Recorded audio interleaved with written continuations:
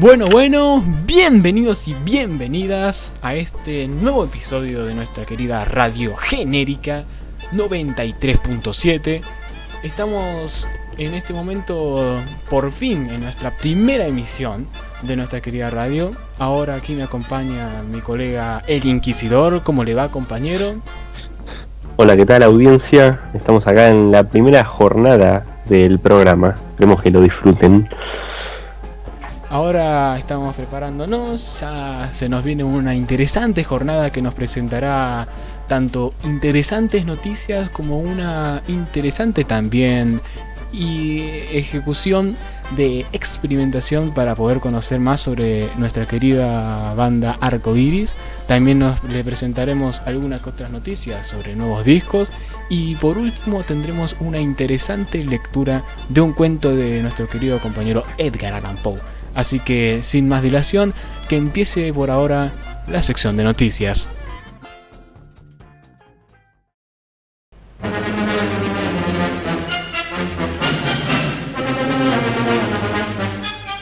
Noticias genéricas.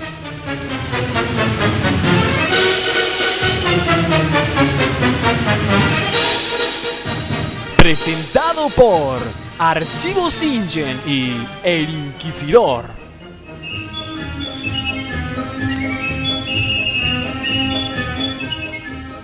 Con la colaboración de nuestro periodista Marcelo Almeida.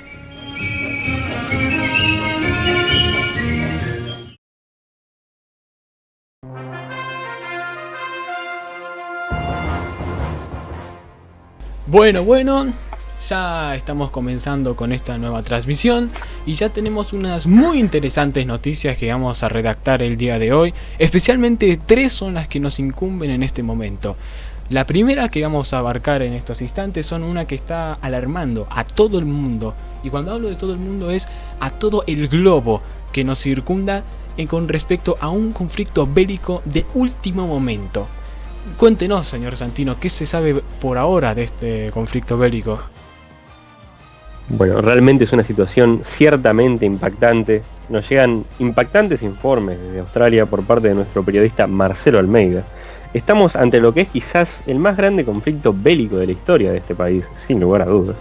El conflicto se habría dado por iniciado el día jueves, cuando un grupo de emúes habría interceptado un vehículo policial, tomando como rehenes a los 2 oficiales que iban en dicho vehículo. Y ante esta situación obviamente muy alarmante, que dejó choqueado a todo el pueblo, las fuerzas policiales intentaron iniciar una operación de rescate, a lo cual terminaron siendo interceptados por estos animales, por estas aves no voladoras, quedando como único registro de lo ocurrido un mensaje de voz enviado a la central de policía de Sydney, en el que el mismo oficial Wilrow Hood reportaba que los emúes lo superaban en número y en armamento, a la par que gritaba desaforadamente: "Nos están matando, son unos monstruos". Sin duda noticias perturbadoras las que estamos escuchando, que nos llevan a los tiempos más oscuros de la nación australiana, cuando se produjo la primer gran guerra del emú en los años 30. Ante estos acontecimientos, el Ministerio de Defensa australiano, Joel Fitzgibbon, comunicaría a través de la cadena nacional que las fuerzas especiales se encontraban en camino al lugar de los hechos para exterminar a los terroristas alados, como lo llamó, a la par de que el gobernador de Sydney declaraba la ciudad en estado de sitio, con un plan de evacuación en desarrollo. Noticias que sin duda están alarmando a todo el mundo. Estamos con la noción de que varias naciones alrededor del mundo están actuando teniendo en cuenta este nuevo conflicto bélico. Pues desde hace mucho tiempo, desde básicamente la guerra de Malvinas, que no había un conflicto bélico una guerra que se generaba a público, básicamente, que se declaraba como tal. Estamos en un momento de gran importancia y por lo tanto es importante que tengan cuidado, teniendo en cuenta que hace poco conflictos han tenido ocurrencia en las cercanías de nuestro país, con el querido país hermano Uruguay, que ha tenido también conflictos con algunas especies cercanas al emú, por hábitat, no por especie. No estamos hablando de otro tipo de ave, sino que estamos hablando de una especie de marsupial conocido como canguro, que habita en la zona de Australia, que si no tengo mal recuerdo también está en serio conflicto con el estado australiano, que también se ha unido la propia especie del canguro a la lemú en este conflicto contra las naciones.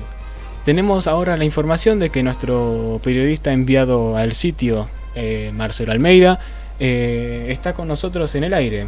Veamos si nos puede contactar. Esperemos que así sea. Compañero Marcelo Almeida, ¿se encuentra usted ahí?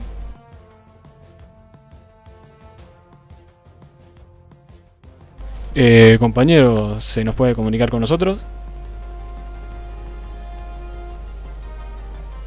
Parece que tenemos algunos problemas técnicos. Esperemos que puedan ser resueltos en la brevedad. Mientras tanto podemos ir hablando de algunos conflictos que ya están sucediendo ahí. ¿Dónde se suceden estos conflictos iniciarios en la guerra, compañero Santino?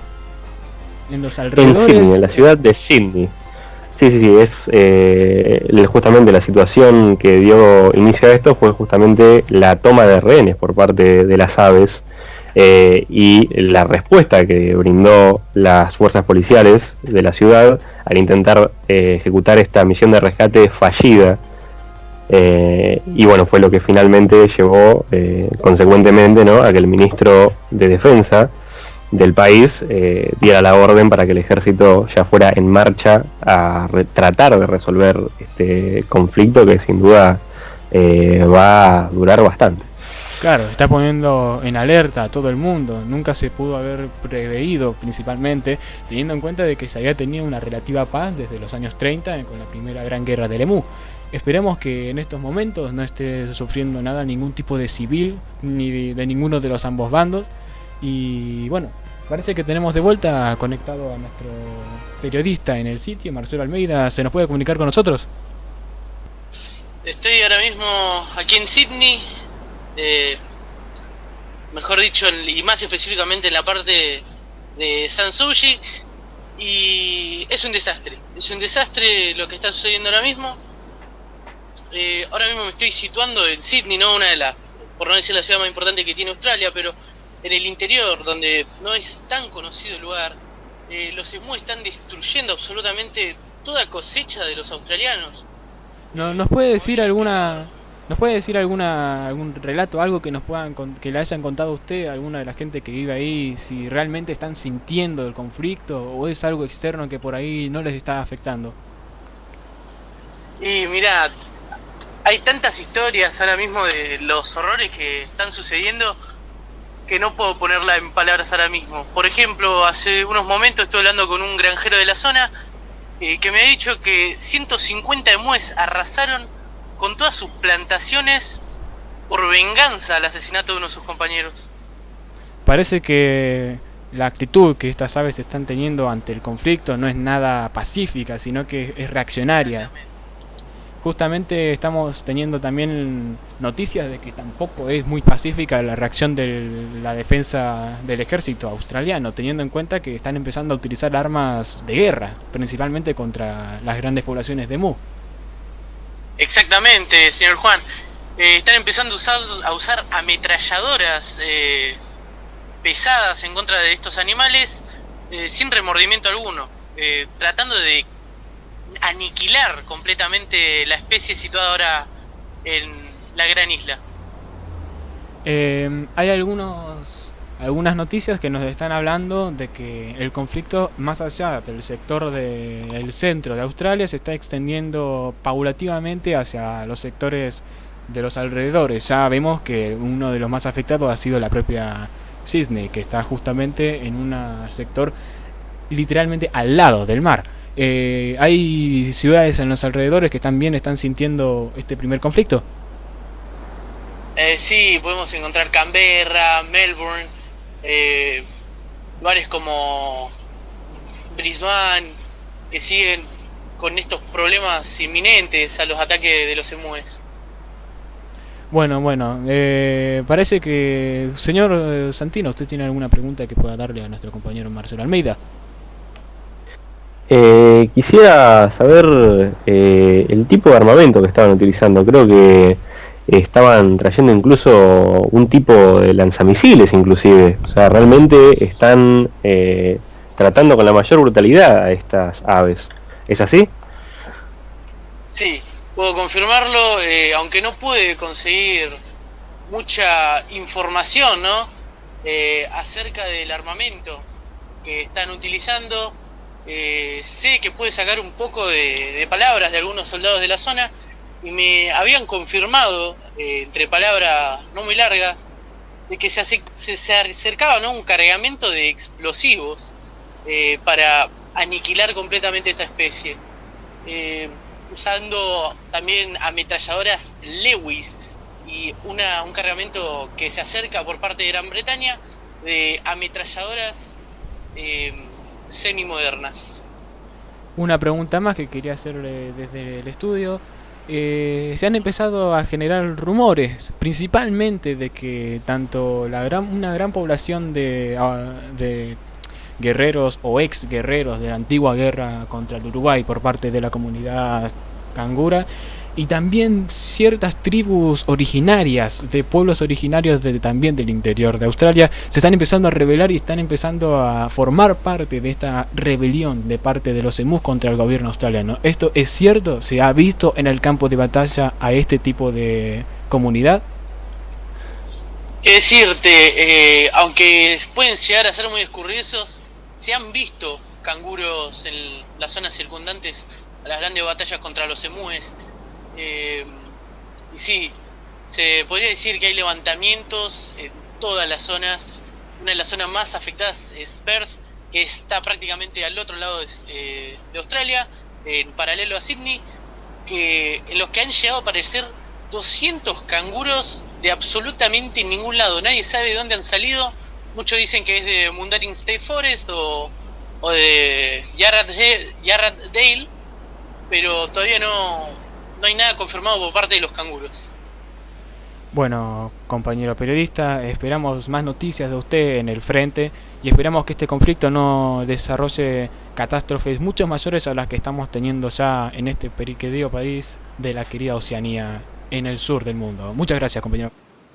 No, de nada. Chao. Bien, compañero Santino, me parece que esto es demasiado fuerte como para que realmente el mundo esté sintiendo una nueva guerra, y en especial con esta especie aviaria que no había tenido ningún tipo de conflicto con el país australiano, había tenido una relativa paz. ¿Qué puedes decirnos? Y yo creo que sin duda seguiremos teniendo importantes noticias al respecto. Creo que sin duda va a ser una batalla mucho más sangrienta que la original, ¿no? Ya que si bien pudimos ver la brutalidad del ejército australiano en aquella ocasión, en los años 30, ciertamente creo que no hemos visto la brutalidad de estas aves no voladoras hasta el día de hoy, en lo que sin duda han demostrado ser un enemigo brutal. Y no solamente eso, sino que también se está teniendo la noción de que distintos países están actuando y encima a favor del gobierno australiano.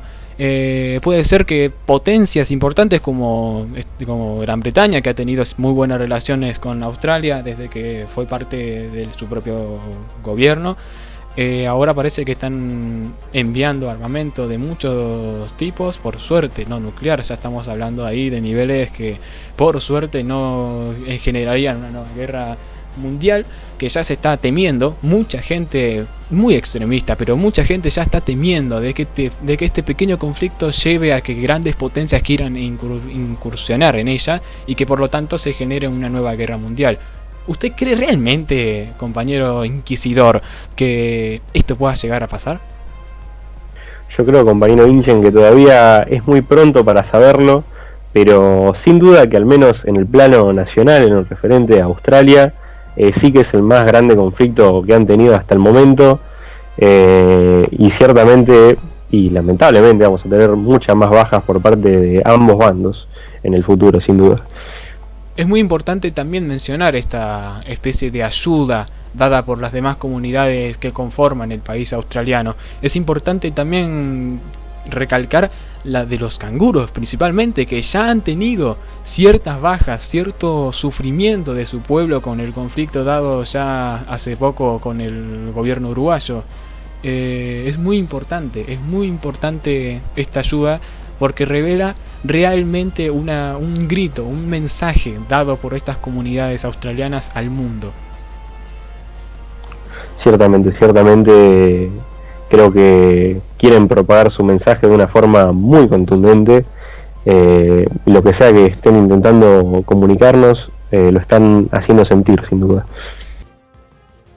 Ahora nos toca otra noticia de igual importancia que nos incumbe ahora en la lejana ciudad, o mejor dicho, estado de Escocia, al norte de todo el mundo, muy lejos de este conflicto. Nos estamos hablando de una noticia que sobrecogió al mundo, pues las tomó por total sorpresa. ¿Qué puede decirnos, Santino? Bueno, ciertamente es un acontecimiento de importante relevancia científica ya. O sea, ya estamos en otro plano totalmente distinto a la noticia anterior, pero igualmente importante, sin duda. Y es la noticia de que en el día 30 de diciembre, ¿no?, en la mañana del día 30, un pescador de la zona del lago Ness, ¿no?, estaba preparado para salir con su bote para realizar su caza habitual, que frecuentaba la mayoría de los días, ¿no? Pero entonces el hombre logró ver una figura gigantesca en la orilla del río, y en un principio el hombre habría pensado que era un resto metálico, pero al acercarse logró percibir cierta forma, ¿no?, en lo que creía en un principio era un resto metálico, llegando incluso a ver ojos de esta cosa que se había encontrado. ¿Cómo avanzó la situación, señor Ingen?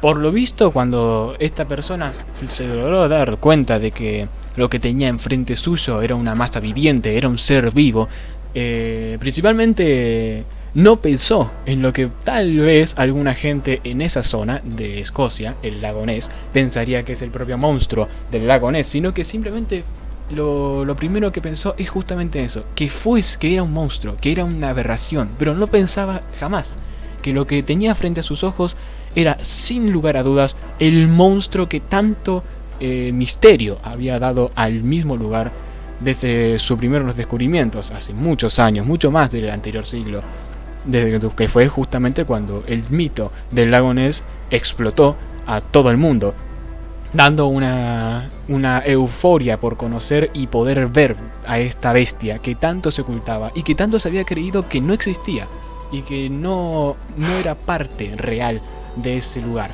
Pero esta nueva información nos revela que sí, el monstruo del lago Ness había existido y no hubiera podido ser visto probablemente jamás, de no ser porque este querido vecino lo encontró y fue a avisárselo al guardabosques local, que terminó por informar a las autoridades, que terminaron por informarles al público tarde o temprano, pues no fue, o sea, se han dado indicios de que se ha querido ocultar esta noticia, pero se ha terminado por desparramar por todos los periodistas de esa zona, y al final se pudo dar a conocer que el monstruo del lago Ness sí existía y que básicamente ha terminado por fallecer en las costas de ese propio lago que tanto fue su hogar durante todos estos años. ¿Se sabe, compañero inquisidor, cuál fue la causa de la muerte de este animal?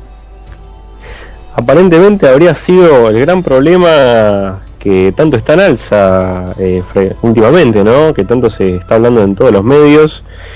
Vendría siendo la contaminación, ya que aparentemente han ido a parar muchos residuos al lago, lo que ha terminado por afectar gravemente la salud de esta legendaria, mítica criatura. Cierto, se nos ha informado que justamente diversos metales de distintos tipos de contaminación, de distintos tipos de residuos, que muchas empresas de papel higiénico, de bolsas de plástico, de diversos, se ha escuchado que diversas empresas como Mattel y también Hasbro, empresas importantes en la industria de juguetes, han estado derrochando los desperdicios que implica la construcción de estas figuras en el lago Ness, dando como producto el desparfirre de un montón de contaminación a lo largo del lago que ha sido ya detectado por varios vecinos locales, ¿no? Así es, se ha logrado ver, ¿no?, en los paseos que dan estos vecinos por las orillas, que llevan a sus hijos, ¿no?, quizás a pasar un rato de calidad en el agua en familia, y se han encontrado en la orilla varios de estos residuos, lo que ha llevado a presentar ya, están, digamos, en desarrollo de presentar algún tipo de queja contra estas industrias, que ya no solo han terminado por acabar con la vida de semejante criatura de tal interés para el mundo científico, sino que ya está afectando a la vida de los propios residentes del lugar. Según nos informan, hay ciertas rumores, leyendas de que una de las personas vecinas de la zona circundante al lago Ness se hubiera metido al lago a darse uno de sus baños, que probablemente ya daba hace mucho tiempo antes de que estas empresas estuviesen allí, y al darse el baño, al salir, unos cuantos días después, unas manchas, unas ronchas en los alrededores de su piel empezarían a brotar, dando como resultado cierta picazón en la propia persona, que tuvo que ser hospitalizada en la brevedad. Esta especie de mito que se estaba circundando por la internet pudo haber seguido de largo y haberse dado como un mito más, si no hubiera sido por esta noticia que nos confirma que el lago realmente está siendo contaminado y está siendo alarmante esta contaminación que está no solamente siendo dada en el lago Ness, sino también en todo el mundo. Más allá de estas noticias, se nos puede dar que el monstruo era al final una especie extinta de reptil de la era mesozoica. Muy confirmado, se trata de que era precisamente un plesiosaurio, una especie de reptil que vivió durante la era esta, que también compartió con los dinosaurios y que justamente poseía las características que más se creía que poseía este animal, que eran unas aletas parecidas a las de las focas, un tamaño colosal y un cuello extremadamente largo, con una cabeza redondeada, con dientes muy afilados para cazar peces probablemente. No se cree que esta especie de animal hubiera sido necesariamente peligrosa para el ser humano. ¿Cuánto se creía que se medía, Inquisidor? Han informado que alrededor de unos 45 metros, así que estamos ante uno de los... un animal grande, sin duda. Sí, sí. Los científicos han pedido a las autoridades británicas que se pueda estudiar al animal, ya que es una especie totalmente nueva, más allá de que se haya ya clasificado como una especie extinta de animal que hasta ahora no se sabía que todavía seguía viva, pero se trata de una especie de esta misma familia de reptiles totalmente nueva, un animal que ha podido vivir durante milenios y se están empezando ya a intentar estudiar el resto del lago para saber si no se trata ya de la última especie, el último espécimen de su especie, porque probablemente durante miles de años, millones de años, si estamos hablando de la época de los dinosaurios, este animal no pudo haber vivido tanto. La longevidad de este animal se calculaba de alrededor de unos 60 años, cosa rara entre animales de ese tipo, cosa que podría referirse a que hay más individuos en la zona. Sería increíble ver una manada de un grupo conjunto de estos plesiosaurios, de estos monstruos del lago Ness. Y bueno, lamentablemente esta noticia de la muerte de Nessie, pues probablemente está confirmada la noticia de que este animal sí sería Nessie, la querida criatura que tanto se le había querido en la zona de Escocia, pues había formado parte también de la cultura local. Ha sumido a la querida Escocia en una gran oscuridad. Quizás a la gente de Escocia le sería de gran ayuda las escaleras Terreno Alto para estar siempre por encima del lado oscuro. Escaleras Terreno Alto, cómprelas. Disponible ahora con un 97% de descuento con el código LUQUITAS. Búsquelas principalmente en las tiendas imperiales más cercanas. Parece que nos están informando de último momento. El preso Lucas Rodríguez, un asesino serial que ya ha sido preso por 2 homicidios a mano armada, por el robo de una tienda de cómics, parece que ahora ha sido prófugo. Nos están informando desde el penal de Seiza que preso Lucas Rodríguez ha sido liberado, o mejor dicho, se ha liberado. Tenemos en el lugar a nuestro periodista Marcelo Almeida, veremos si podemos comunicarnos con él. Marcelo Almeida, ¿le ha sido cómodo el viaje desde Australia hasta ahí? Aquí estoy, señor Ingen, frente al penal de Seiza ahora mismo. No sé, no creo que se escuche mucho porque estoy dentro de una camioneta para cancelar el sonido que hay fuera de la misma. Y sí, me están informando ahora los policías locales que el homicida Lucas Rodríguez se acaba de escapar del penal de Seiza. Nos están informando básicamente las principales informaciones vitales para que conozcamos a este asesino, que según tengo entendido había intentado en su momento robar una tienda de cómics. En un intento fallido, pues terminó siendo alarmado por la policía, que logró entrar en el establecimiento. El propio asesino logró escapar sin ningún tipo de objeto de valor consigo mismo, y al intentar escapar parece que intentó asesinar a una anciana, y cuando prosiguió terminó destruyendo a una escalera que estaba en su camino, destruyendo pues la misma, era de una especie de mimbre bastante sensible, y al caer el propio constructor que estaba en la cima del mismo terminó siendo asesinado por el propio Lucas Rodríguez. ¿Nos puede confirmar esta información y qué está sucediendo ahora en el penal de Seiza, que están todos, supongo, bastante alarmados por este escape de Lucas Rodríguez? Exactamente, Lucas Rodríguez hace aproximadamente una semana intentó robar a mano armada con un cuchillo una tienda de cómics.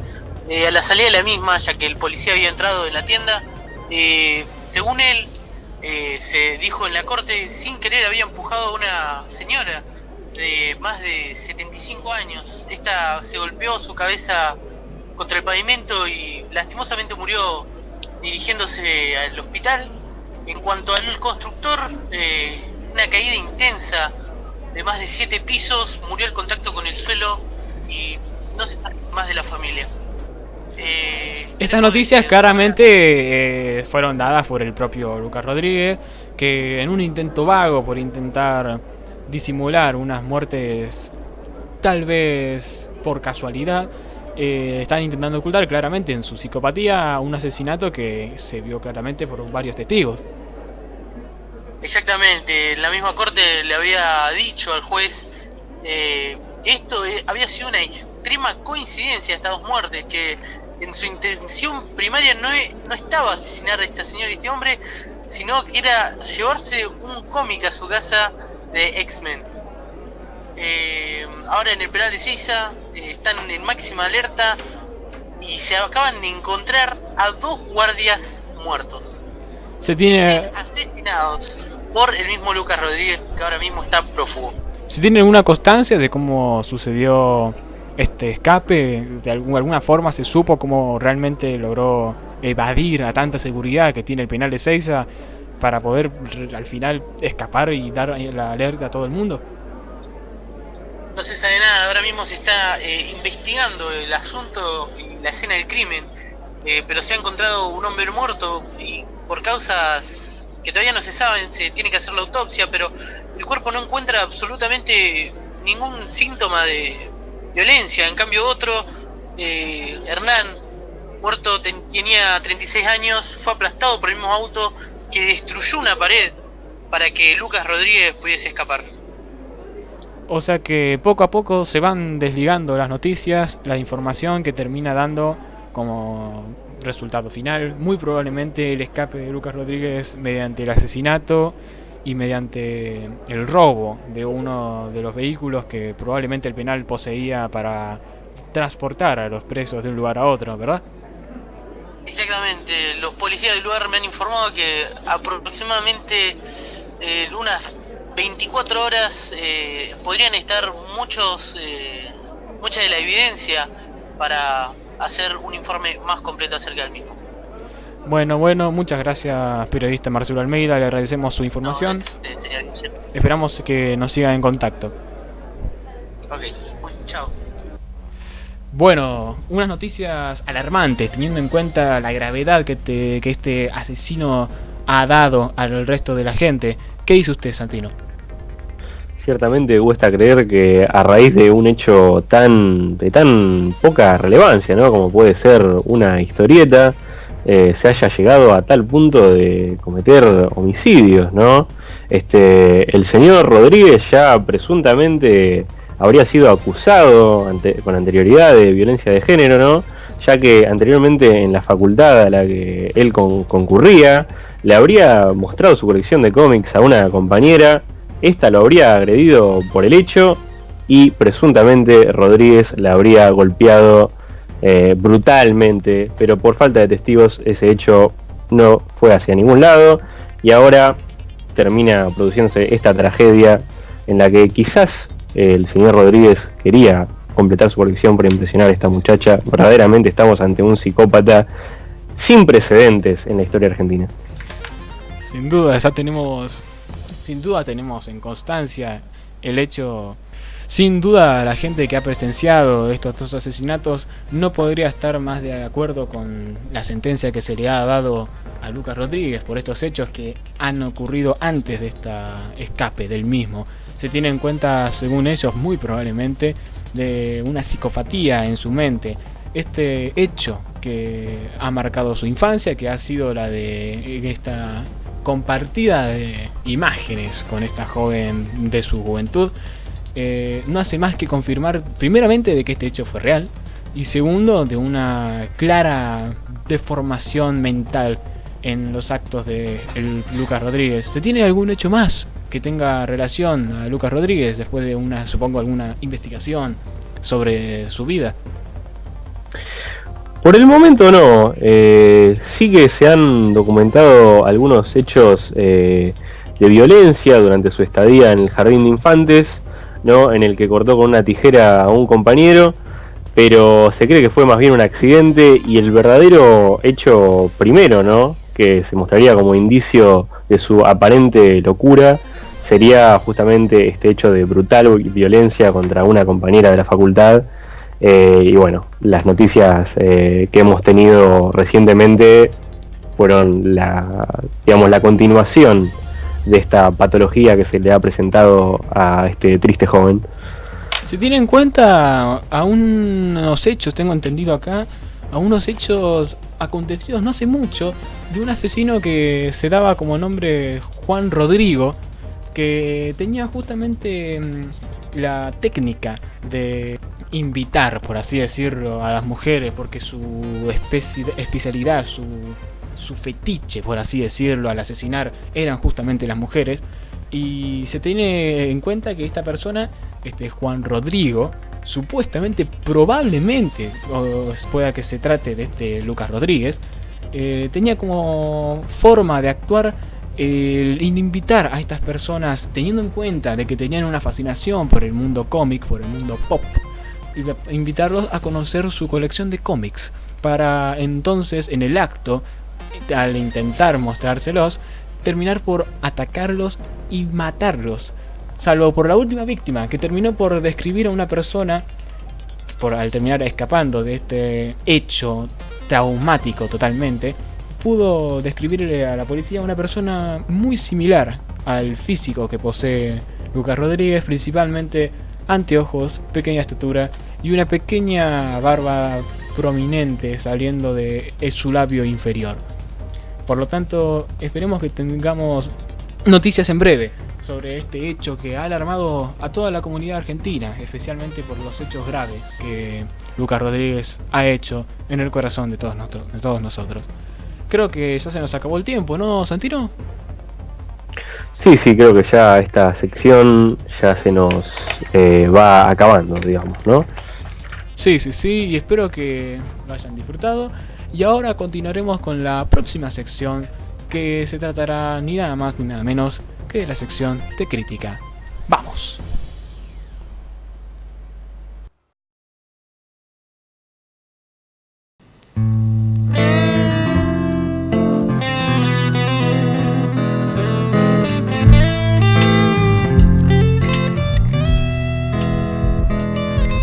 Sección de crítica.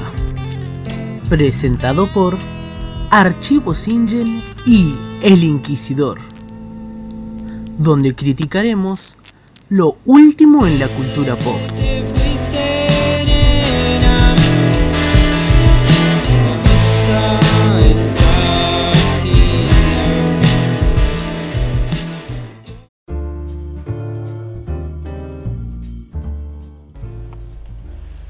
Bueno, acá estamos de vuelta. En este caso estamos en la sección de crítica, que en los próximos capítulos podrán ver. No solamente se va a tratar de lo que va a constatar este capítulo, que va a ser de música, sino que va a tratar también de crítica también de libros, muy probablemente, o de también películas y series. Muchos tipos de crítica vamos a abarcar. ¿De qué por ahí también tratemos, Santi?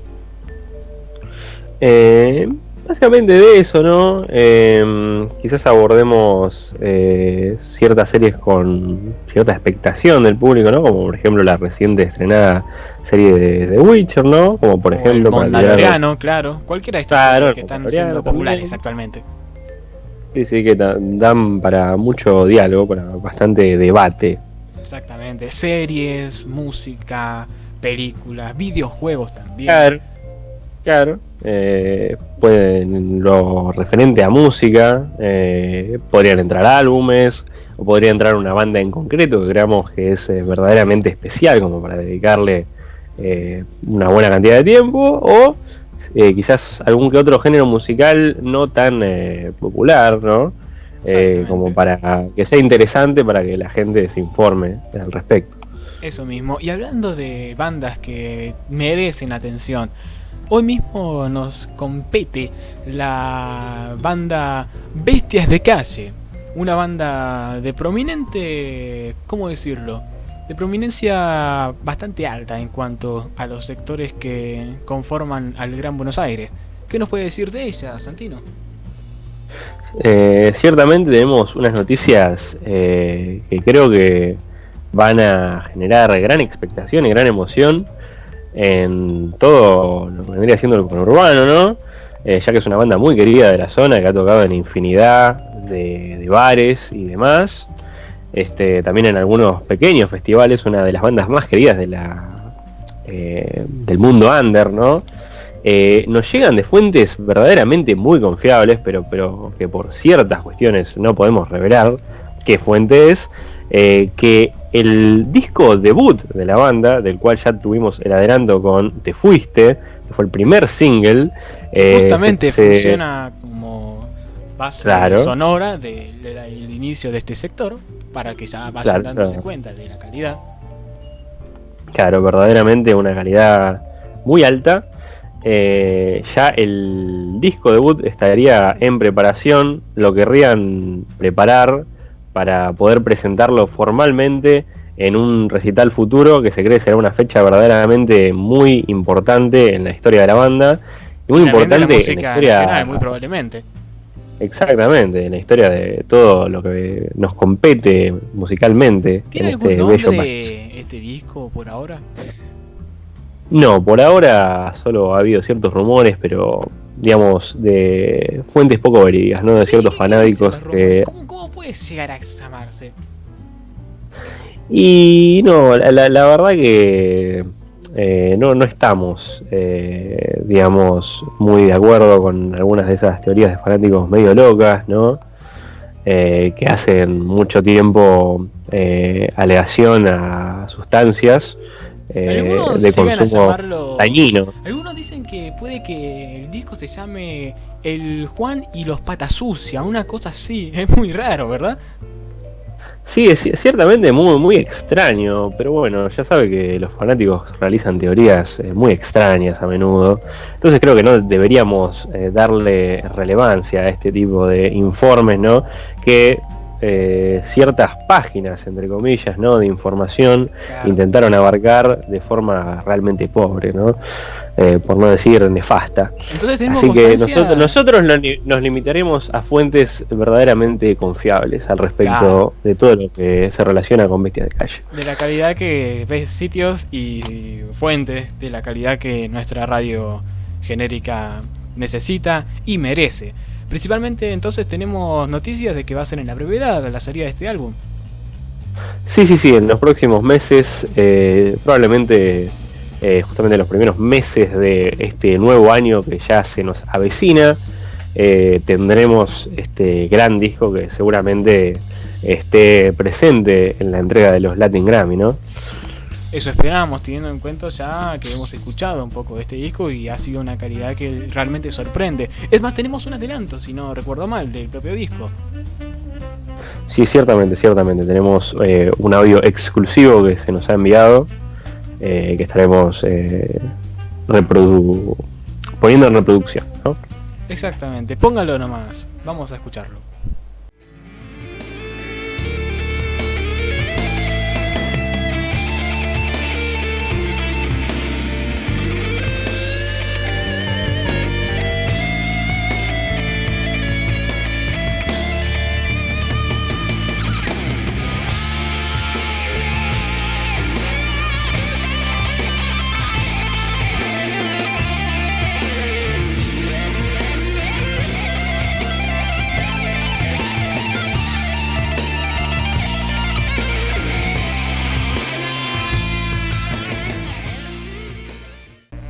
Bueno, y ahí tuvimos el adelanto de la querida banda. Ya creo que pueden darse idea de la calidad de la que estamos hablando. Es un potencial que no se ha visto en mucho tiempo en Argentina.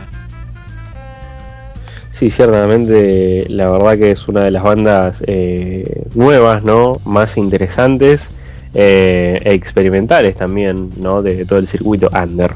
¿Usted conoce un poco sobre la historia? Porque creo que usted, Santi, está un poco más conectado con la banda. Creo que ya ha seguido sus inicios incluso. Sí, he visto, digamos, los primeros pasos de esta banda en el escenario, ¿no? Algunas presentaciones verdaderamente muy amenas y otras que, como ya se le ha creado una gran fama, ¿no?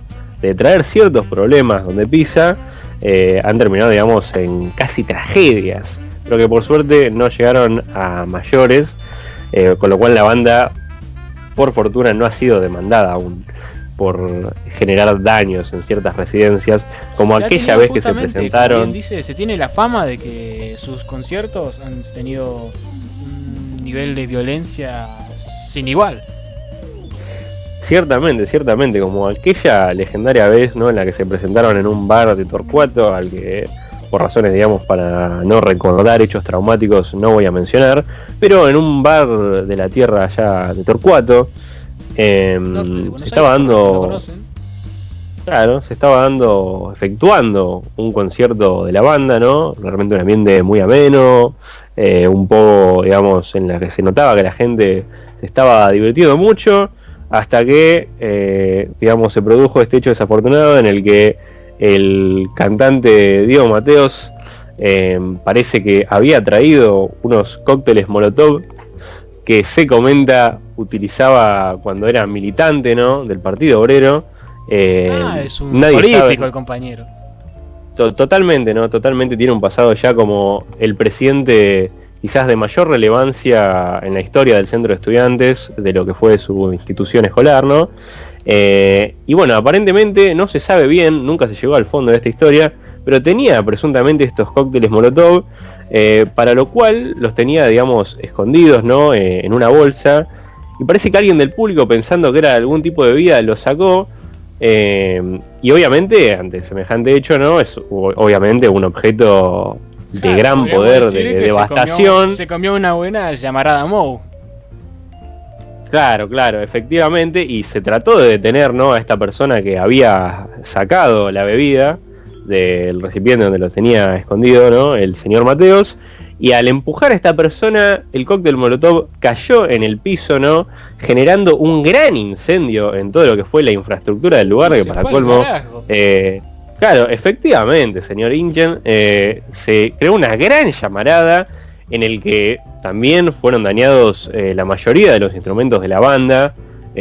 Tuvieron que venir las autoridades, vinieron los bomberos para apagar el lugar, y fue un acontecimiento que realmente dejó a la banda prácticamente en bancarrota, ¿no? Porque perdieron los instrumentos y tuvieron, digamos, fue un fuerte golpe, digamos, en la reputación de la banda.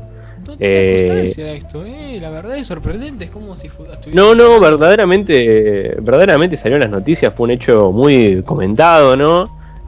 Muchas familias demandaban una denuncia contra estos energúmenos, como se les llamó en los reportes. Además, creo que he escuchado estas noticias, pero claramente no tenía constancia de que se trataba de la propia banda Bestias de Calle. Es increíble el fervor que en esos días sucedió, porque recuerdo que hubo un suceso así importante, de un incendio en un concierto, pero pensaba que era una banda más conocida. ¿Se trataba de la excelente banda Bestias de Calle? Efectivamente, fue un hecho realmente que dejó muy impactados a la gente de Torcuato, pero de que, digamos, del que la banda se ha logrado salvar, ¿no? De todo el tipo de cuestiones legales contra el que se presumía que serían con este potencial llevados. con este potencial que tiene, claramente la banda ha podido avanzar. O sea, más allá Claro. de las pérdidas económicas que haya tenido, Claro, tuvo unas pérdidas económicas grandes, ¿no? Digamos, varios miembros se comenta que tuvieron que realizar ciertos trabajos en los bajos mundos, que tal vez los no cuales sea necesario afirmar. Claro, para poder recuperar algo de dinero con el que compraron realmente un equipamiento muy barato, pero que, como ya sabemos, que estos músicos tienen un talento realmente sin igual, no ha hecho diferencia y han logrado hacer conciertos verdaderamente memorables, en los que se ha seguido viendo esta violencia característica de la banda, ¿no? Se ve que usted ha ido a pero varios, quizás, sí, por supuesto, yo ya soy un miembro esencial de la tribuna. Tengo un tatuaje en mi nalga derecha. ¡Qué buena! Efectivamente, señor Inchen, la verdad que soy un fanático. He visto los inicios de la banda, ciertamente. He visto los cambios de alineación que se han dado por diversas cuestiones verdaderamente heavies, ¿no? Pero bueno, eso ya son temas mucho más privados que creo que no sería ético mencionar en un programa público como es este. Es como toda banda, banda que tenga algo de prestigio comúnmente empieza con cosas de este estilo. No toda banda es pura, por así decirlo.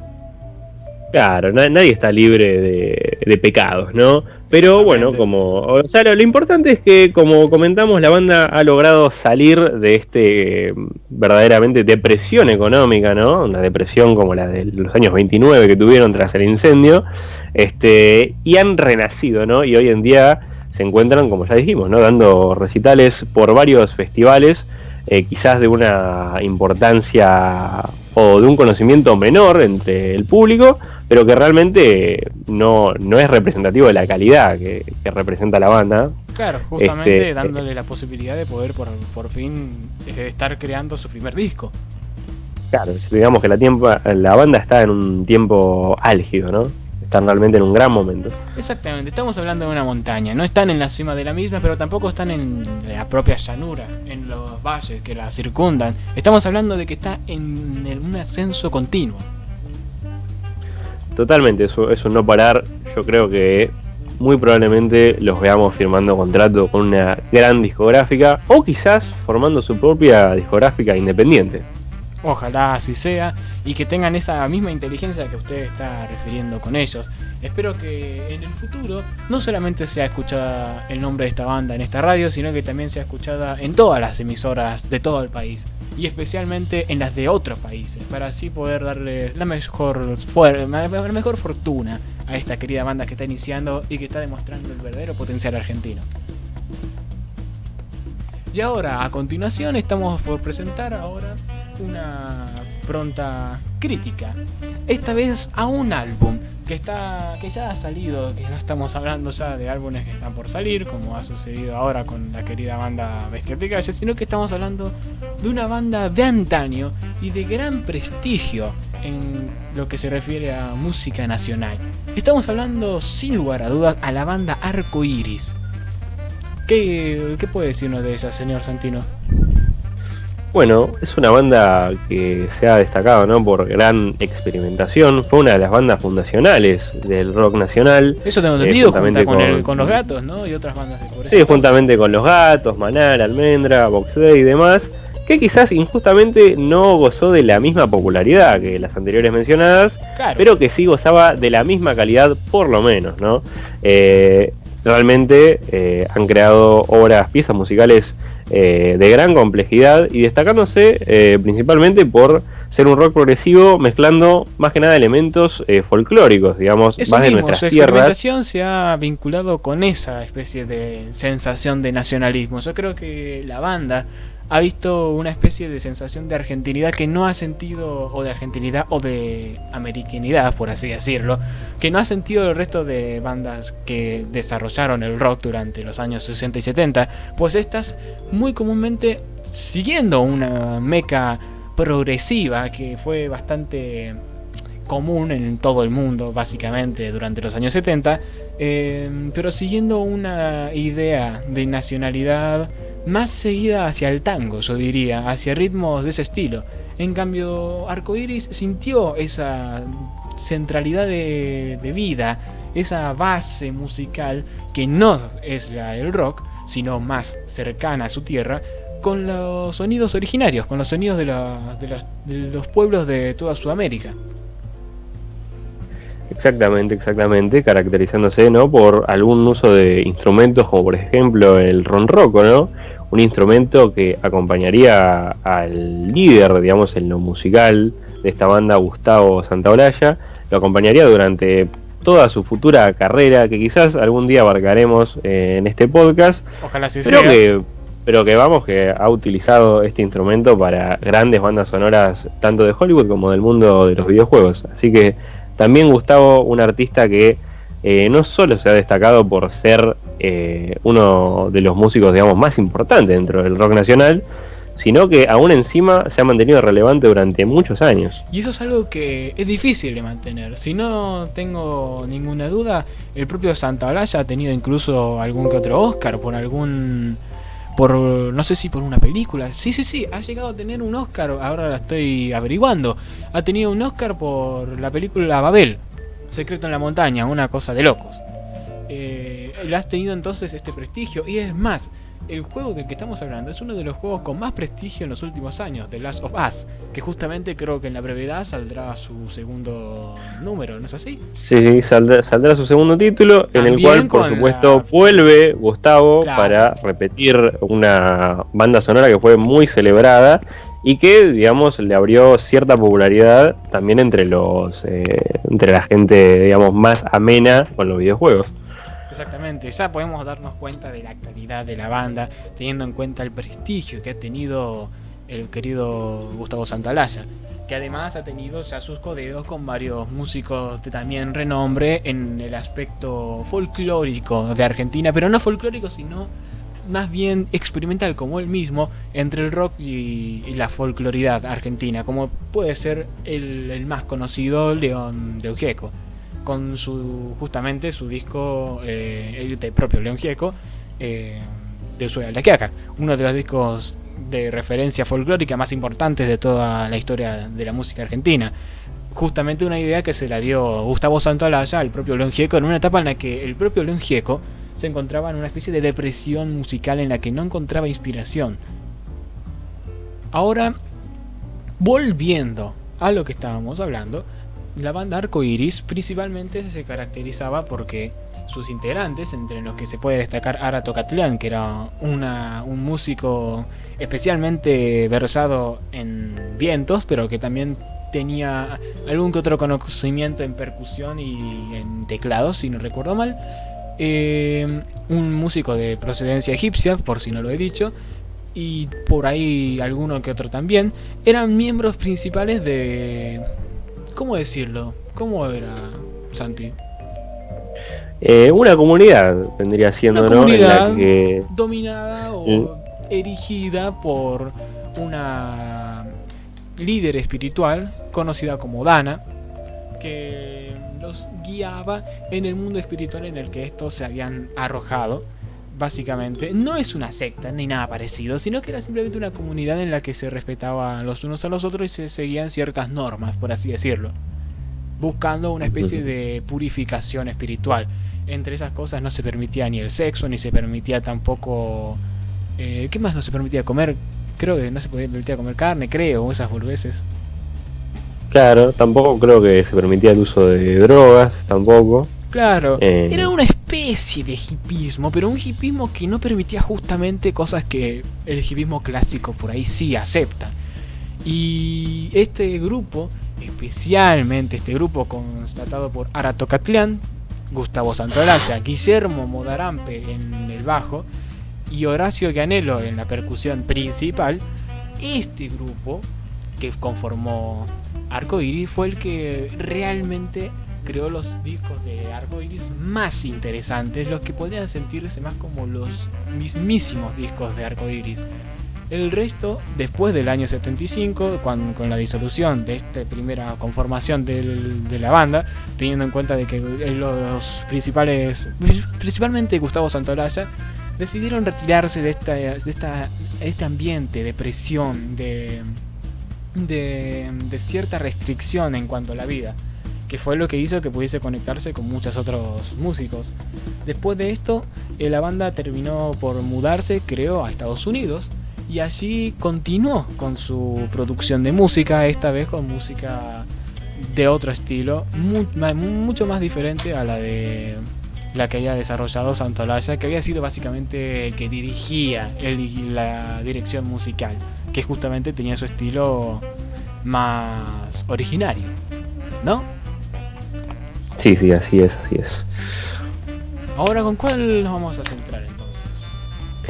El día de hoy nos centraremos con el tercer disco de estudio, ¿cierto? Sí, justamente. Llamado Sudamérica o El Regreso a la Aurora de 1972, que tiene la particularidad, además de ser un gran disco, ¿no?, de que es probablemente uno de los primeros discos conceptuales de rock nacional, junto con la Biblia de Box Day.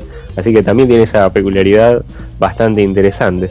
Justamente, es una ópera rock que se divide en dos secciones y que, como una obra conceptual musical, tiene la peculiaridad de que cuenta una historia. En este caso, cuenta una historia de misticismo, de relación. Es como si es básicamente una historia con una gran inspiración, probablemente en El Señor de los Anillos o en otro tipo de misticismo también, pero cuenta una historia. Cada canción no está ahí porque sí, sino que van contando una historia progresivamente. Y ahora vamos a ir analizando cada uno de los temas. El propio primer acto comienza con Obertura, el primer tema, que tiene una duración de 12,52 minutos.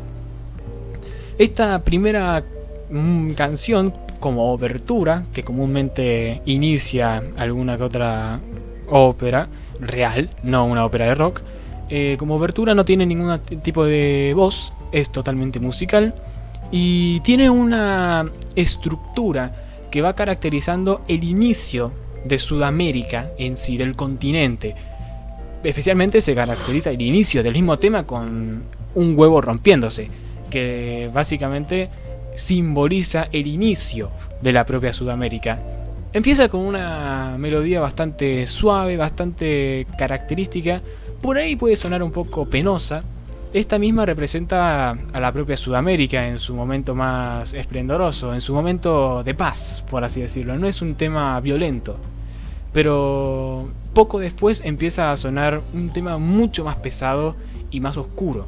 Este tema representa principalmente el inicio de lo que pronto sería la oscuridad de Sudamérica, que es básicamente la invasión de los españoles, ¿o no?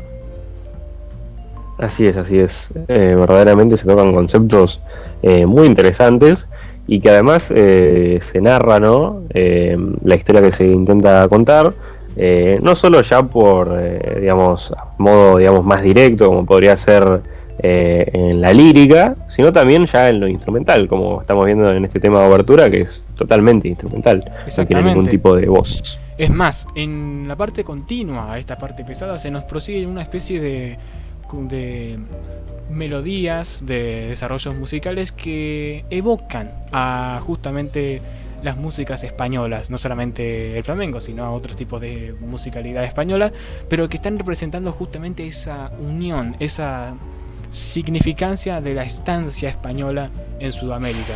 Y después prosigue y termina evocando a una liberación de esta brutalidad, de esta invasión, de esta apropiación de una cultura a otra. con una melodía algo tal vez caótica, pero sin dejar de ser algo como así heroico, emotivo. Y sin dejar tampoco de dejar cierta melancolía. Ya no es lo que era al principio Sudamérica, sino que se ha convertido en otra cosa. Y así terminan estos 12 minutos y prosigue con la segunda canción, que justamente se llama La canción de Nahuel, que tiene una duración de 5,53 minutos, que cuenta básicamente con una melodía claramente pesimista, con una melodía repetitiva, una melodía de continua pesadez, que principalmente habla sobre Nahuel, un hijo de un emperador, un indio, por lo que se tiene en cuenta en el futuro, un indio que ha sido arrastrado fuera de su hogar y que ha sido tomado por algún rey. No se puede deducir claramente que puede que sea un reino español, el reino de España muy probablemente, y que en esta especie de soledad en la que todo lo que tiene a su alrededor no es su vida, se siente pesado, se siente cansado, piensa que todos los días será igual, y solamente Amancay, una muchacha que al parecer convivía con él y que después ha sido tomada por muerta, era la única persona que lo acompañaba en esa soledad, pero ahora no está, y ahora simplemente se siente totalmente con una soledad y una continua pobreza mental, un sufrimiento que lo atormenta día y día, como bien dice, otro amanecer y todo será igual que ayer. Y después en la canción que prosigue sucede un hecho extraordinario. El tercer tema del disco es Canto del Pájaro Dorado, dura 3 minutos con 30 segundos y es una canción que empieza a evocar una sensación de salvajismo, por así decirlo, pero es más de sorpresa, una canción que empieza a evocar más sensaciones que las que se sentía antes, que eran simplemente una canción aburrida, pesada. Esta es una canción que empieza a motivar y a empezar a reaccionar, a tener actitud. Es una canción que es básicamente la aparición frente a Nahuel del pájaro dorado, que le avisa: caerás sin parar. Le está evocando: si continúas como estás, vas a caer, vas a terminar en la oscuridad, vas a terminar mal, vas a terminar sufriendo lo que estás sufriendo ahora, vas a seguir y seguir sufriendo, y por lo tanto despierta, rompe tu historia es esto, vas a terminar siendo esto si no haces algo, ve y vive tu vida. Entonces le da un mensaje de positividad a Nahuel, y en la próxima canción, que se llama Viaje Astral, justamente, de 2 minutos con 25 segundos, cuenta cómo tal vez realmente viajando y caminando y huyendo del reino, o simplemente siendo una visión, pues no se toma eso como si fuese real. Es más, hay una parte en la que dice, y es más difícil ver si es un sueño o realidad. Él viaja por encima de los cielos, vuela hacia un bosque y todo lo que estaba a su alrededor queda atrás, va hacia un pinar, y entonces se encuentra con un hombre de barbas blancas. ¿Quién es? Pregunta. Y en el próximo tema, el número 5 del disco, Tema del Maestro, de 2 minutos con 52 segundos, se encuentra con justamente esta persona, el maestro. Es una canción alegre, con mucha paz, como reflejando ese lugar que tanto anhela Nahuel. Este tema tranquilo y pacífico simplemente tiene una pequeña frase dada por el propio maestro que le avisa lo que tiene que hacer para poder lograr su objetivo, el de la propia paz que tanto anhelaba, el de la propia sensación de casa que tanto había esperado y que no había tenido en la casa que le habían dado los españoles. Le dice que tiene que reunir a 6 hombres y que tiene que marchar hacia la Casa del Sol. Obviamente está refiriéndose hacia la zona de los Andes, la zona del oeste. Buscan las colinas, la salvación que se acerca. Entonces le dice que tiene que cruzar el continente para llegar a la zona de los Andes. Y entonces en el próximo tema, que se llama Iluminación, 1 minuto y 59, se escucha el tema que representó el inicio de la obertura, el tema que podríamos clasificar como de Sudamérica. Se escucha un tema de alegría, un tema de iluminación, de pensamiento, de reconsideración. Y entonces ahí es cuando Nahuel sabe lo que tiene que hacer. Y en el capítulo 7, en el número 7, gira, o He visto al rey, tiene dos nombres la canción, de 3 minutos con 29, vuelve, no se sabe si caminando, si yendo justamente hacia su reino, o vuelve de todo su viaje místico, va caminando cantando una canción alegre, una canción de paz. He visto al rey, muy probablemente refiriéndose al propio maestro. Con el capítulo 8 comienza ya la gran cruzada de Nahuel. El tema se llama Sígueme, de 1 minuto y 48 segundos, en el que empieza a dar como un eco a todo el pueblo, por así decirlo. Empieza a decirles: síganme, muchachos, conmigo van a encontrar tesoros místicos, van a encontrar felicidad. Si están ahora tristes, no estén tristes, si me siguen van a encontrar una aventura, van a poder vivir lo que tanto anhelaban. Y el primero en contestar, pues son canciones cortas las que continúan ahora, el primero en contestar de inmediato, apenas termina este tema, es el negro. Un tema que justamente se llama así, de 1 minuto y 54 segundos, que habla de un negro, de un trabajador que es obrero y que trabaja pesadamente, y que ahora lo único que desea es un llamado, necesita libertad porque es esclavo de un patrón, y entonces desea una libertad, y por lo tanto, al escuchar el llamado de libertad, le dice a Nahuel: te seguiré. Y de inmediato termina de hablar el obrero, sus penurias y su decisión de seguir a Nahuel. Continúa Los campesinos y el viajero, una canción de 2 minutos y 18 segundos que hace lo mismo que en el anterior tema, evocar a un grupo de personas, unos 3 campesinos y un viajero, 3 campesinos que habían salido del campo, pues el propio campo les había fallado, no habían podido cosechar lo que necesitaban, no habían conseguido la fortuna que necesitaban del propio campo, y habían intentado ir a la ciudad, al reino, para poder conseguir algo de fortuna.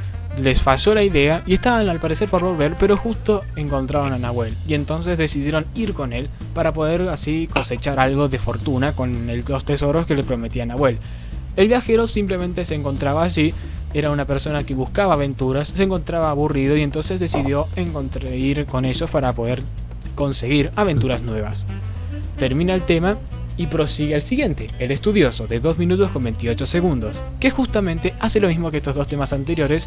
Presenta al personaje, el estudioso, una persona que va surcando todos los caminos y que al parecer ha sentido un presagio que ha llamado a este Nahuel, ha sentido que iba a aparecer este Nahuel, y entonces decide seguirlo, pensando que va a encontrar plantas y animales, pero buscando también algo más, que no se nos especifica en la letra de la canción.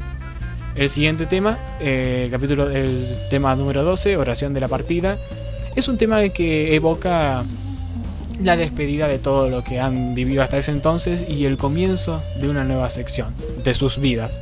Y entonces está por terminar la primera sección, que es Sálvense ya, una canción de 3 minutos con 2 segundos, que representa una canción cantada por el propio Nahuel para motivar a sus propios congéneres, diciéndoles todo lo que va a suceder. Una vez más, una vida nueva va a comenzar. Sálvense ya, dejen lo que están haciendo, conmigo van a poder vivir. Y así es como empieza el segundo acto, la travesía y llegada a la Casa del Sol en las colinas, que empieza con el primer tema, Recuerdo, de 3 minutos 43 segundos, que evoca al estudioso y a Nahuel pensando en su pasado, en los momentos en los que Nahuel vivía en un momento de paz con toda la naturaleza, con la gente con la que había vivido, seres que han pasado, que pasan y están, seres que están y que han pasado en su vida, pero que todavía siguen estando. Luego de esto, de esta evocación, al Nahuel haber salido y haber visto por primera vez la naturaleza y haber podido avanzar de esa pesadez que había empezado a sentir, empieza la canción de los peregrinos, de 2 minutos con 34 segundos. Una canción que básicamente es una canción cantada por los mismos peregrinos, por los 7 que habían sido hablados por el propio maestro. Eran 6 más Nahuel. Y entonces los peregrinos empiezan a cantar. A través de las pampas iremos hacia la laguna, hacia la casa del sol. Y entonces empieza el tercer tema de esta segunda sección, Amankai, de 2 minutos con 9 segundos. Un tema que evoca a la propia Amankai, la amiga de Nahuel en la infancia.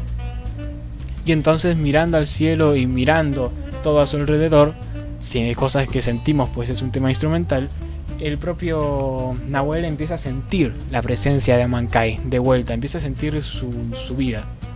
El próximo tema es Hombre, un tema de 17 minutos y 10 segundos, que básicamente en una alargada expresión cuenta la historia de estos peregrinos en su historia, principalmente instrumentalmente, pero tiene unos otros temas que hablan de ellos, buscando a Dios, buscando al sol, buscando el camino que están necesitando encontrar. El Señor me dio, el nombre que me dio, hombre. Buscan justamente al Señor. Y entonces en el tercer tema empieza la desesperación. Con el quinto tema, la deserción del viajero, de 3 minutos, es un tema que muestra la poca esperanza que tienen que tienen la gente, los personajes, los peregrinos de poder llegar. Estamos hablando de una canción de 17 minutos anterior que refleja principalmente de que el viaje ha sido muy largo y todavía no han llegado a su objetivo. El viajero empieza a pensar, esto no es lo que yo esperaba, ¿dónde están las travesías que me habían prometido, la aventura? Y entonces se va, decide no seguir a los peregrinos, y por esta deserción del viajero empiezan a dudar todos los integrantes de la banda. La duda de los campesinos es el siguiente tema, es la duda de los campesinos y el aliento de Dios, que conjuntos llevan un tema de 3 minutos con 14 segundos. Este tema representa la duda que los campesinos llevan, necesitan saber si esto puede seguir, todavía han pasado mucho tiempo y todavía no llegaron, y entonces el aliento de Dios es una representación en tema de una esperanza, probablemente sea el ascenso de la primavera o una cosa de ese estilo, el aliento de Dios, una esperanza que se les empieza a renovar a todos los miembros del peregrinaje que están formando, y entonces empiezan a sentir que pueden avanzar. Pero sucede algo. El séptimo tema, el viajero delata a los peregrinos, de 2 minutos con 13 segundos, delata con su propio nombre, pues es un instrumental, con el propio nombre de la canción, que el viajero al regresar al reino ha avisado al rey, al emperador, de que Nahuel ha huido. Su hijo, su hijastro mejor dicho, ha huido. Y entonces el siguiente tema, de 6 minutos con 52 segundos, persecución de los peregrinos, demuestra a los soldados yendo a buscar a este peregrinaje y estos huyendo. El final del tema nos demuestra que 2 de los campesinos han muerto y 1 ha sido atrapado, y que en toda esta batalla campal que han tenido estos peregrinos con los soldados mientras intentaban huir, ha aparecido una imagen vivaz, el pájaro dorado, que se le había parecido a Nahuel en un principio. Ahora le dice, por esta caverna tienes que ir por oscuras galerías y al final encontrarás el camino. Entonces eso es lo que hacen, viajan por las galerías subterráneas. En el siguiente tema, viaje por las galerías subterráneas, un instrumental de 2 minutos con 43 segundos, que termina por mostrar una soledad y una pesadumbre bajo las cavernas, que hace remitir con ese pequeño charango, o ¿cómo era que se llamaba el instrumento, Santino?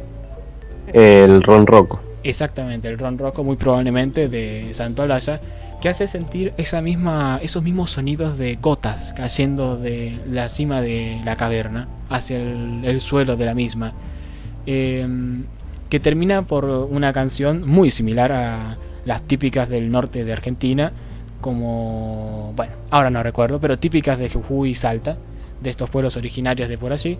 Y en el capítulo 10, en el tema 10, salida al inmenso lago e iluminación, de 1 minuto y 29 segundos, vuelve a remitir a la canción de Sudamérica, pues al final los peregrinos han llegado al lago donde se encuentra por fin la casa del sol, que es justamente ese lugar, un lugar de pura verdura, de pura verdura, de puro verde, de puro agua. Y entonces con la canción 11, Reencuentro con Amankai, Oremos, una canción que dura 2 minutos con 35, se escucha, dato curioso, a Dana, la propia líder del grupo espiritual de Arcoiris, de la comunidad. Exactamente. Cantando una especie de canto gutural que básicamente remite a Amankai, que vendría a ser la propia amiga de Nahuel. Por fin habían descubierto que ella no había muerto, había huido y había logrado llegar a la zona, al lugar de paz. Y entonces la propia mujer y ellos mismos logran darse cuenta de lo que deben hacer. Deben izar las velas, crear un barco y navegar en el propio lago. El próximo capítulo es el anteúltimo y en cierto modo es el último. Es el capítulo, la canción 12, Las colinas y el maestro, un instrumental de 23 segundos directamente. Simplemente concluye la aventura de los peregrinos y termina por llegar a que ellos por fin llegaron al lugar que tanto había visto en su viaje astral Nahuel. Este lugar, este pinar en donde se encontraba el maestro en las colinas. Este lugar de paz interior, este lugar natural de la propia Sudamérica. Y termina con uno de los temas más sorprendentes del disco, el epílogo Sudamérica, que justamente se llama igual que el disco, Sudamérica o el retorno a la aurora, que es un tema de 3 minutos con 28 segundos que hace referencia a esto. Algo se está gestando en esta zona, algo está por despertar de nuevo. La voz de Sudamérica se va a levantar para poder hacer frente a estas cadenas que reprimen a Sudamérica. Ya concluyendo, es un álbum muy interesante que no solamente hace mención a una historia en Sudamérica, una historia de misticismo y de encuentro con la paz de cada uno, sino que justamente hace referencia también a esta pesadumbre de Sudamérica frente al mundo, a estas cadenas que ha tenido que soportar Sudamérica y que debe liberarse y que va a lograr superar los contratiempos que aún la siguen oprimiendo. Tengamos en cuenta que es una canción del 72 y va a poder alzarse y poder enfrentar a todos y va a haber un nuevo sol, una nueva vida en este continente. Es muy hippie, ¿no te parece? Sí, realmente cuesta creer que no se ha consumido ninguna sustancia para el desarrollo del concepto de este disco. De igual manera tampoco se puede creer lo que hace Frank Zappa, que no consume las drogas, digamos, para efectuar sus álbumes.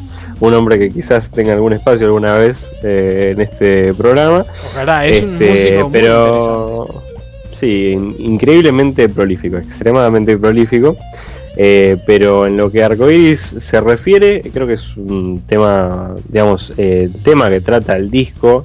La historia que quiere contar es realmente muy interesante, muy hippie, pero muy interesante y muy linda.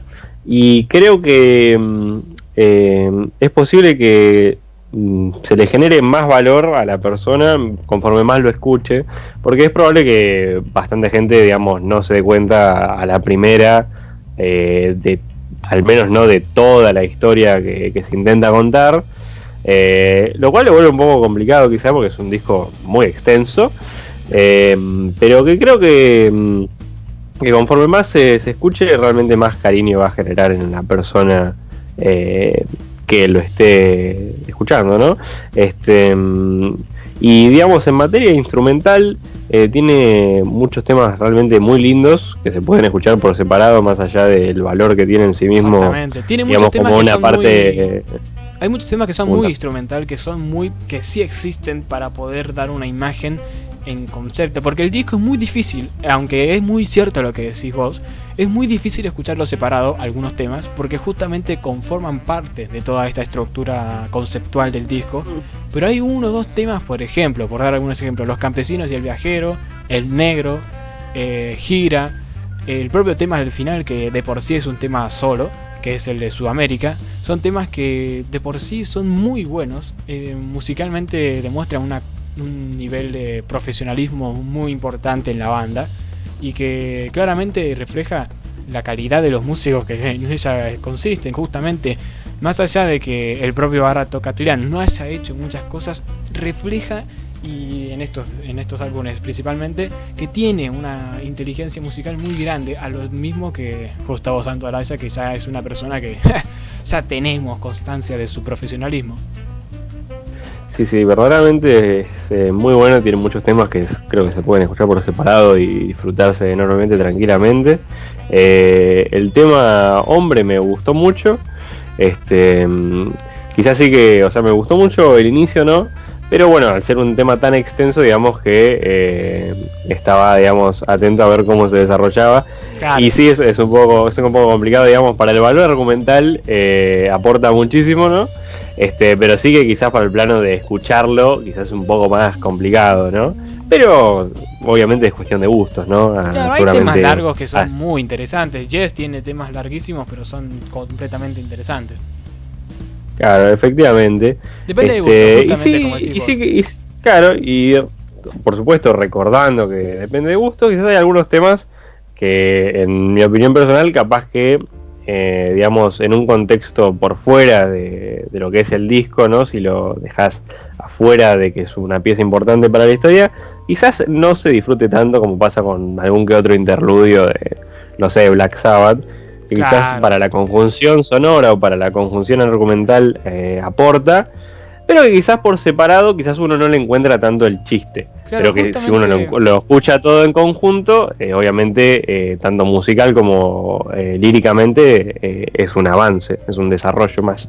Claro, como un álbum conceptual, ese es un problema, que básicamente muchos temas, el álbum en sí no es un álbum que es una recopilación de temas que no tienen ninguna relación entre sí, justamente es una historia y entonces tiene correlación un tema después del otro.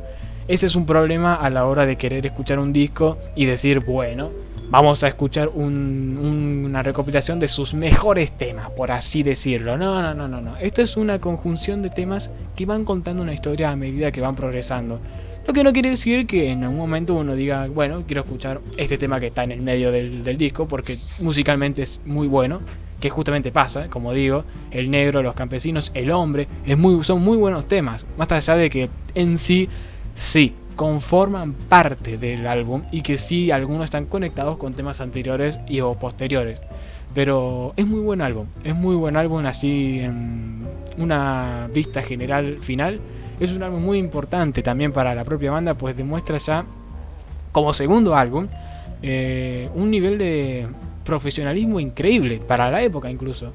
Perdón, tercer álbum. Sí, tercero.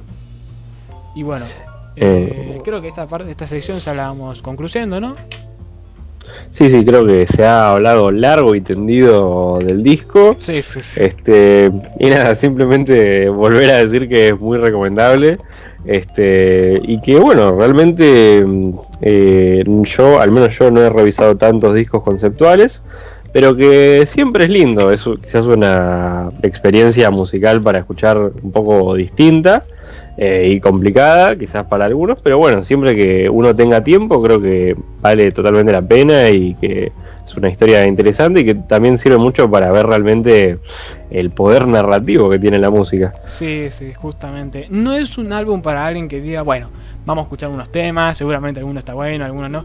No, es un tema para allá, si tenés tiempo y tenés ganas de usarlo en escuchar música y muy buena, es para estar tranquilo, escucharlo, ver lo que cuenta la historia, escuchar los sonidos de Ara Tokatlian, de Gustavo Santaolalla, escuchar el bajo de Guillermo Bodarampe, que más allá de que no es muy conocido el bajista, es muy bueno, es muy interesante lo suyo, y también la percusión del propio Horacio Gianello.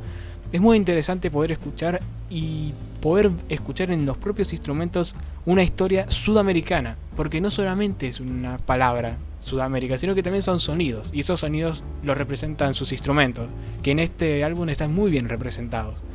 Espero que les haya gustado, y ahora que ya estamos todos más tranquilos, podemos continuar con el último sector de nuestro programa, ¿verdad? Con el sector de lectura. Allá vamos.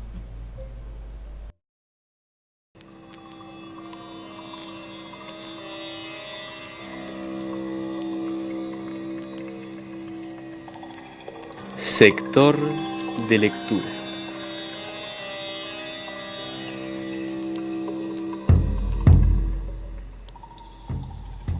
Presentado por Archivos Ingen y El Inquisidor.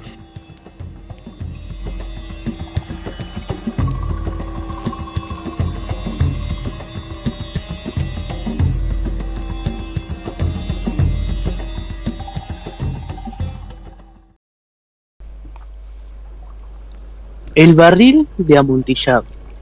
Edgar Allan Poe.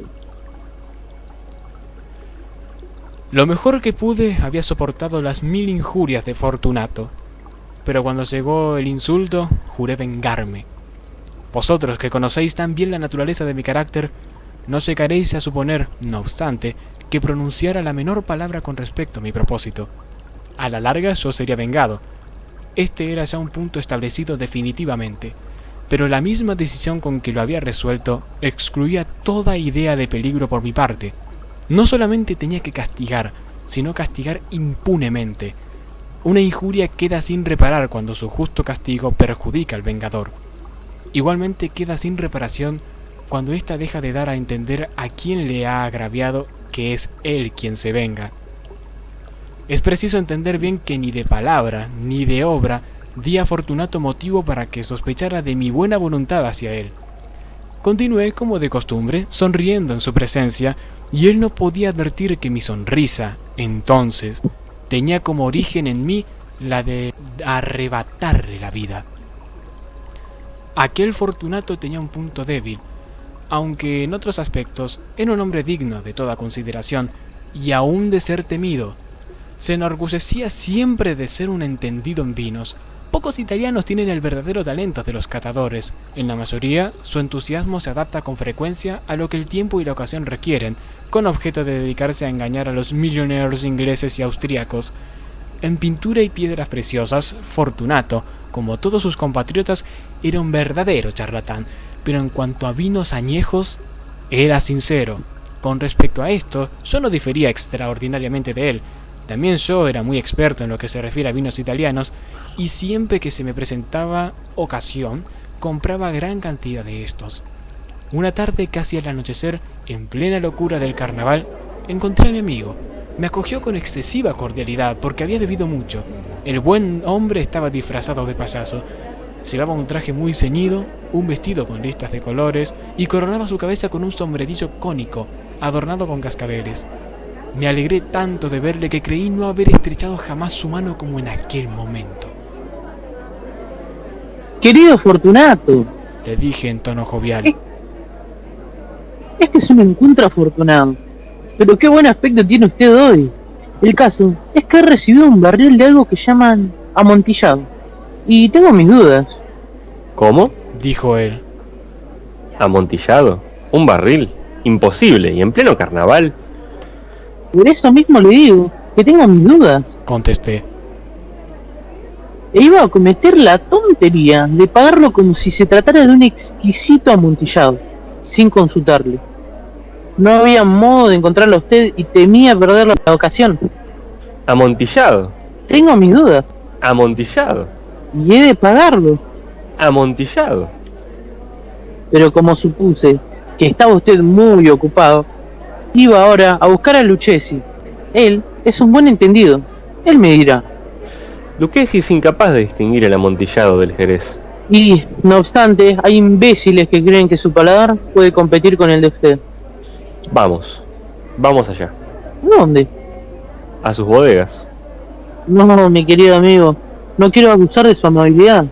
Preveo que tiene usted algún compromiso, Lucchesi. No tengo ningún compromiso. Vamos. No, amigo mío, aunque usted no tenga compromiso alguno, veo que tiene usted mucho frío. Las bodegas son terriblemente húmedas. Están materialmente cubiertas de salitre. A pesar de todos, vamos. No importa el frío. Amontillado. Le han engañado a usted y Lucchesi no sabe distinguir el Jerez del amontillado. Diciendo esto, Fortunato me cogió del brazo. Me puse un antifaz de seda negra y, ciñéndome bien al cuerpo mi lo querer, me dejé conducir por él hasta mi palazzo. Los criados no estaban en la casa. Habían escapado para celebrar la festividad del carnaval. Ya antes les había dicho que yo no volvería hasta la mañana siguiente, dándoles órdenes concretas para que no estorbaran por la casa. Estas órdenes eran suficientes, de sobra lo sabía yo, para asegurarme la inmediata desaparición de ellos en cuanto volviera a las espaldas. Cogí 2 antorchas de sus hacheros, entregué a Fortunato una de ellas y le guié, haciéndole encorvarse a través de distintos aposentos por el abovedado pasaje que conducía a la bóveda. Bajé delante de él una larga y tortuosa escalera, recomendándole que adoptara precauciones al seguirme. Llegamos por fin a los últimos peldaños y nos encontramos, uno frente a otro, sobre el suelo húmedo de las catacumbas de los Montresors. El andar de mi amigo era vacilante y los cascabeles de su gorro cónico resonaban a cada una de sus zancadas. ¿Y el barril? Preguntó. Está más allá, Le contesté. pero observe usted esos blancos festones que brillan en las paredes de las cuevas. Se volvió hacia mí y me miró con sus nubladas pupilas que destilaban las lágrimas de la embriaguez. ¿Salitre? Me preguntó por fin. Salitre. Le contesté. ¿Hace mucho tiempo que tiene usted esa tos?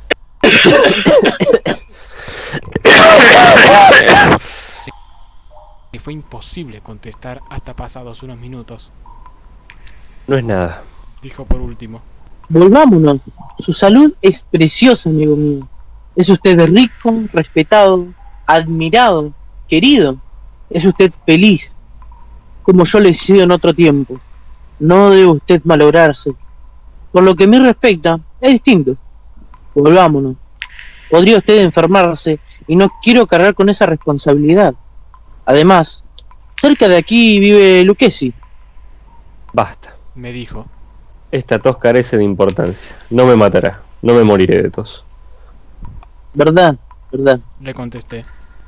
Realmente no era mi intención alarmarle ese motivo, pero debe tomar precauciones. Un trago de este Medoc le defenderá de la humedad. Y diciendo esto, rompió el cuello de una botella que se hallaba en una larga fila de otras análogas, tumbadas en el húmedo suelo. Beba.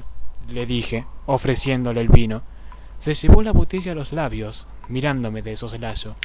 Hizo una pausa y me saludó con familiaridad. Los cascabeles sonaron. Bebo. Dijo. A la salud de los enterrados que descansan en torno nuestro. Y yo, por la larga vida de usted. De nuevo me cogió de mi brazo y continuamos nuestro camino. Esas cuevas Me dijo. son muy vastas. Los Montresors Le contesté. eran una grande y numerosa familia. He olvidado cuáles eran sus armas. Un gran pie de oro en campo de azur.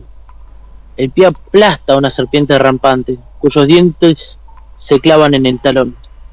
¿Y cuál es la divisa? Nemo me impone necessit. Muy bien. Dijo. Brillaba el vino en sus ojos y retiñían los cascabeles. También se caldeó mi fantasía a causa del Medoc. Por entre las murallas formadas por montones de esqueletos, mezclados con barriles y toneles, llegamos a los más profundos recintos de las catacumbas. Me detuve de nuevo. Esta vez me atreví a coger a Fortunato de un brazo, más arriba del codo. El salitre. Le dije. Vea usted cómo va aumentando, como si fuera musgo. Cuelga de las bóvedas. Ahora estamos bajo el lecho del río. Las gotas de humedad se filtran por entre los huesos. Venga usted. Volvamos antes de que sea muy tarde. Esa tos. No es nada. Dijo. Continuemos.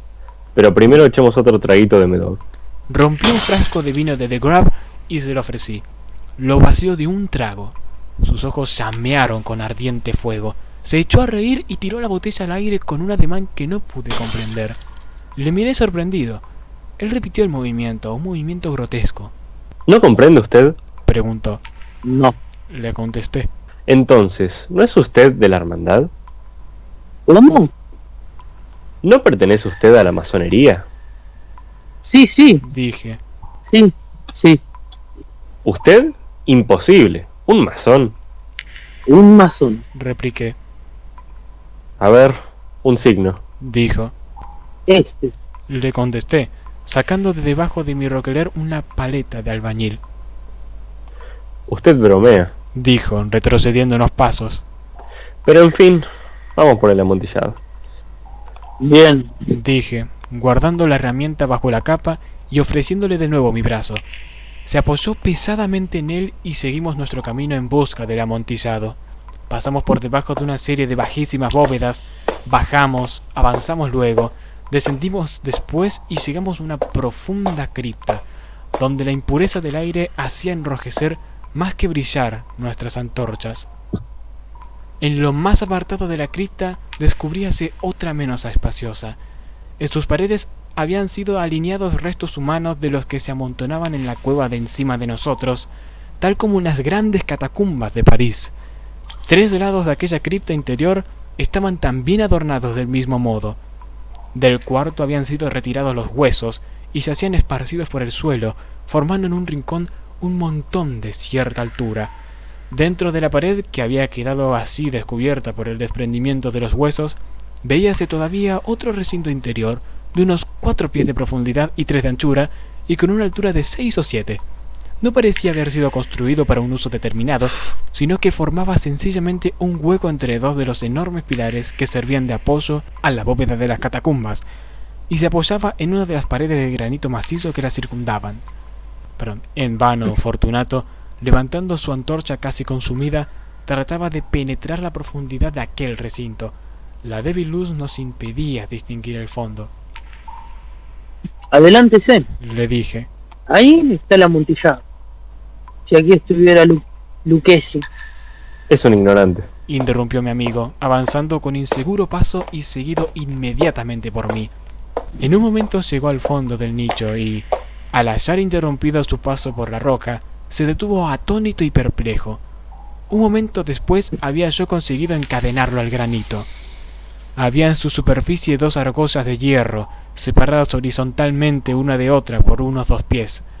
Rodear su cintura con los eslabones para sujetarlo fue cuestión de pocos segundos. Estaba demasiado aturdido para ofrecer resistencia.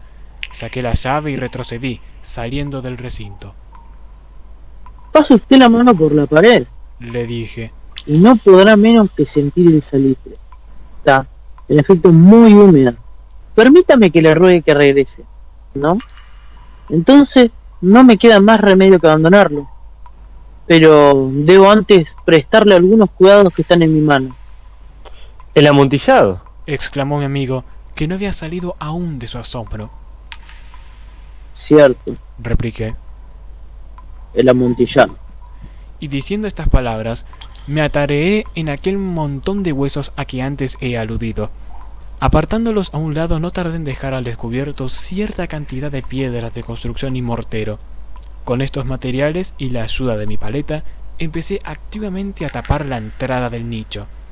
Apenas había colocado el primer trozo de mi obra de albañilería, cuando me di cuenta de que la embriaguez de Fortunato se había disipado en gran parte. El primer indicio que tuve de ello fue un gemido apagado que salió de la profundidad del recinto. No era ya el grito de un hombre embriagado. Se produjo luego un largo y obstinado silencio. Encima de la primera hilada coloqué la segunda, la tercera y la cuarta, y oí entonces las furiosas sacudidas de la cadena. El ruido se prolongó unos minutos, durante los cuales, para deleitarme con él, interrumpí mi tarea y me senté en cuclillas sobre los huesos. Cuando se apaciguó, por fin, aquel rechinamiento, cogí de nuevo la paleta y acabé sin interrupción las quinta, sexta y séptima hiladas. La pared se hallaba entonces a la altura de mi pecho. De nuevo me detuve y, levantando la antorcha por encima de la obra que había ejecutado, dirigí la luz sobre la figura que se hallaba en el interior. Una serie de fuertes y agudos gritos salió de repente de la garganta del hombre encadenado, como si quisiera rechazarme con violencia hacia atrás. Durante un momento vacilé y me estremecí. Saqué mi espada y empecé a tirar estocadas por el interior del nicho. Pero un momento de reflexión bastó para tranquilizarme. Puse la mano sobre la maciza pared de piedra y respiré satisfecho. Volví a acercarme a la pared y contesté entonces a los gritos de quien clamaba. Los repetí, los acompañé y los vencí en extensión y fuerza. Así lo hice, y el que gritaba acabó por callarse. Ya era medianoche y llegaba a su término mi trabajo. Había dado fin a las 8ª, 9ª y 10ª hiladas. Había terminado casi la totalidad de la 11ª y quedaba tan solo una piedra que colocar y revocar. Tenía que luchar con su peso, solo parcialmente se colocaba en la posición necesaria. Pero entonces salió del nicho una risa ahogada que me puso los pelos de punta. Se emitía con una voz tan triste que con dificultad la identifiqué con la del noble Fortunato. La voz decía: Buena broma, amigo, buena broma. Lo que nos reiremos luego en el palazzo. A propósito de nuestro vino. El amontillado. dije. Sí, el amontillado. Pero, ¿no se nos hace tarde? ¿No estarán esperándonos en el palazzo Lady Fortunato y los demás? Vámonos. Sí, Dije. vámonos ya. Por el amor de Dios, Montresor. Sí, Dije. por el amor de Dios. En vano me esforcé en obtener respuesta a aquellas palabras. Me impacienté y llamé en alta voz. ¡Fortunato! No hubo respuesta y volví a llamar. ¡Fortunato! Tampoco me contestaron. Introduje una antorcha por el orificio que quedaba y la dejé caer en el interior. Me contestó solo un cascabeleo. Sentía una presión en el corazón, sin duda causada por la humedad de las catacumbas. Me apresuré a terminar mi trabajo. Con muchos esfuerzos coloqué en su sitio la última piedra y la cubrí con argamasa. Volví a levantar la antigua muralla de huesos contra la nueva pared. Durante medio siglo, nadie los ha tocado. In pace requiescat. Bueno, ya por fin terminamos con esta lectura.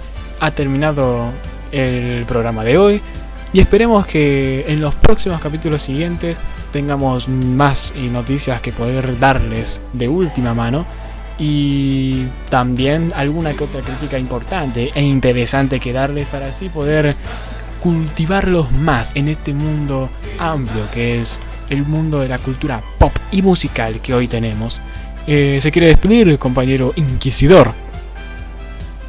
Sí, la verdad, alegre, creo que ha sido un programa bastante interesante. Nos han tocado temas distintos. Y bueno, estando muy ansioso de la próxima entrega. Lo mismo digo, compañero Inquisidor. Y bueno, espero verlos en otro episodio, aquí mismo, en Radio Genérica 93.7. Hasta la próxima, se despide He-Man deseándoles buena suerte y buena salud.